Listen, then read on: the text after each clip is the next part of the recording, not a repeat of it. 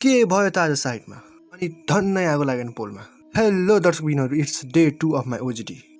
आज चाहिँ मेरो बिहानीको सुरुवात अलि ढिलो भयो, तर ढिलो भए पनि ओभरअल डे चाहिँ कडै भयो दर्शकबिनहरू, हेर्नु होला है त। ओभरअलमा भन्नुपर्दा चाहिँ आज चाहिँ हामीले धेरै कुरा सिक्यो, साइडमा गइयो होइन, स्क्यान गर्न जानियो होइन। यो चाहिँ म जाँदै गरेछु होइन अफिसतिर। अब चाहिँ हामी चाहिँ हल्का प्लान चेन्ज भएर हामी चाहिँ अफिस जाने भएन होइन। हाम्रो चाहिँ मित्रलाई चाहिँ पर्फ्युम चाहियो रे, त्यो भएर पर्फ्युम पसल खोज्दै हिँड्यौँ। एकदमै घाम छ, हेर्नुहोस् है कति घाम छ।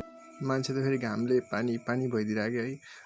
मित्रलाई चाहिँ फेरि घामले पानी पानी भएको बेलामा चाहिँ सुगन्धित हुनको लागि चाहिँ पर्फ्युम चाहियो अरे होइन। म चाहिँ फेरि हेन्सी मान्छे, जुङ्गा म ठारिदिन्छु होइन। हामीले चाहिँ पसल पाइसक्यौँ होइन। अनि हामीले चाहिँ पसलमा चाहिँ धेरै आइटमहरू पायौँ कि दिदीले देखाउनु भयो। पसलमा आइसक्यौँ है। अनि त्यसपछि यहाँ चाहिँ अब चाहिँ दिदीले निकाल्दै हुन्छ पर्फ्युम होइन। हामीले चाहिँ कति धेरै पर्फ्युम हेऱ्यौँ होइन। यी हाम्रो मित्र हुनुहुन्छ, मित्रको हात रहेको छ। मित्रले चाहिँ अब पर्फ्युम सुन्नु भयो होइन, मन परेन उहाँलाई, उहाँले राखिदिनु भयो होइन। अनि हामीले चाहिँ यो पर्फ्युम चाहिँ फाइनली सिलेक्ट गरेको, त्यो पनि लास्टमा गएर क्यान्सल भयो। अनि हामी मार्टमा गयौँ। मार्टमा चाहिँ हेर्नुहोस् है, खतरा खतरा पर्फ्युम भेटायो। मैले चाहिँ पहिलोचोटि यति धेरै पर्फ्युम देखेँ।